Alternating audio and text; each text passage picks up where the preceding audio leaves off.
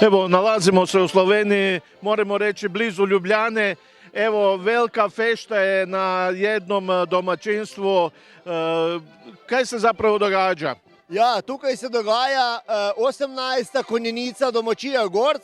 Tu smo trije bratje z družinami, ki treniramo konje, vzgajamo svoje konje, večji del imamo hladnokrvne konje, imamo tudi športne konje za preskakovanje ovir, ker od enega brata žena pa hčere tekmujejo tudi. Imamo tudi lansko leto državno prvakinjo v Sloveniji, tako da to bi bilo z naše strani.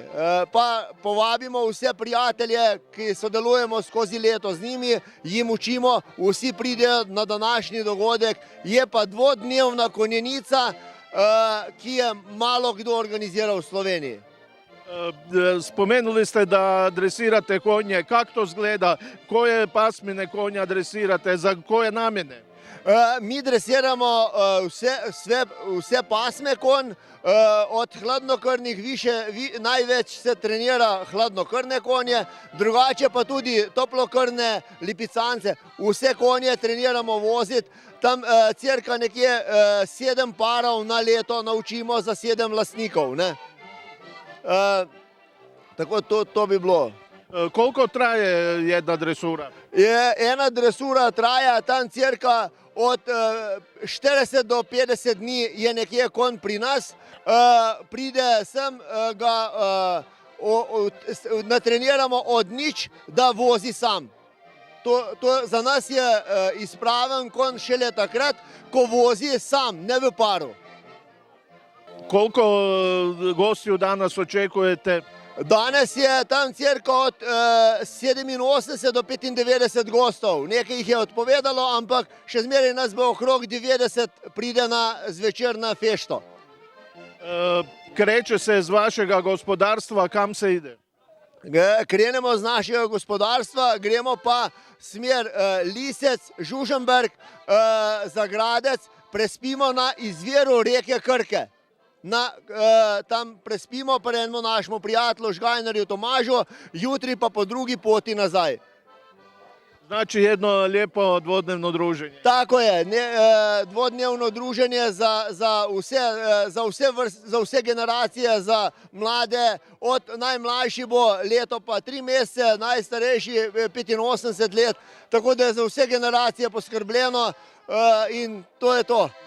Kaj se tiče kosila i toga svega? Sve to, kosilo, najprej zajtrk je tu na domačije, kosilo se skuha na samem prizorišču na polovica poti, ustavimo vse peljamo s sabo, nimamo nobenega strežnega osebja, vsi, kar smo vsi samooskrbni.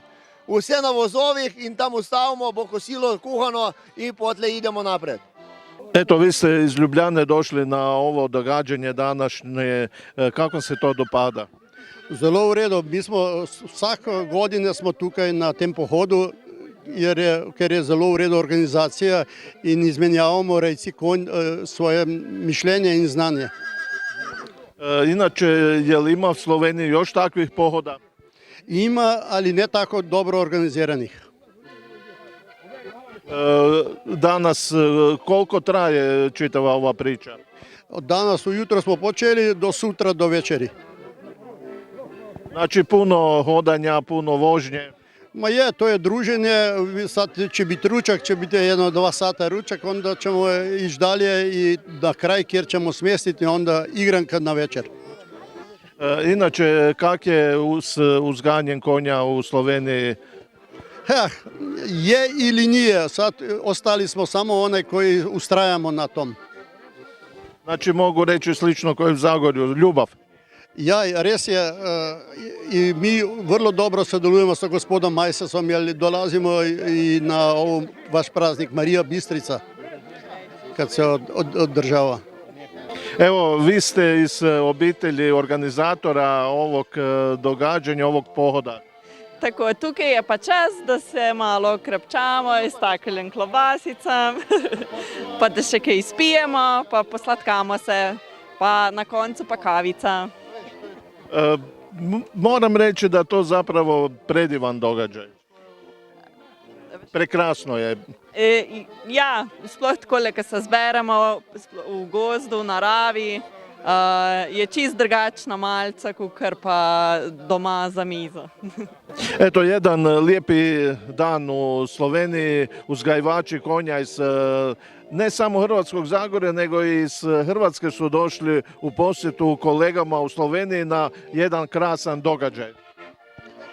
Pa mi se odazovemo, da nazove ili Mađarsku ili Austriju, i sad smo Slovenije, jedna lijepa ekipa, znači ja i Zdravko Kabić, a morao sam da paljati svim ona koji su najjači, ne? Da vidimo kak je to tu, kak je pri njih, kak se živi. A oni bi nam uzvratili gostoprinstvo na Marije Bistrice i došli bi sa 4 pregom. A mi smo došli ovako podržati načelnik Marije Bistrice i Zdravko Kabić, najveći uzgajivači kod nas Hrvatske. Ne? Kad pogledate konje koji su ovdje danas oko nas, kak ih ocjenjujete? Su to sjajni konji? Za tu povrhu kak smo danas išli su dobri. Ne? A ima i boljih i tako. Ne? A vidjela sam i sad na Bistrice pa smo onda usporedili koju boju. Ne?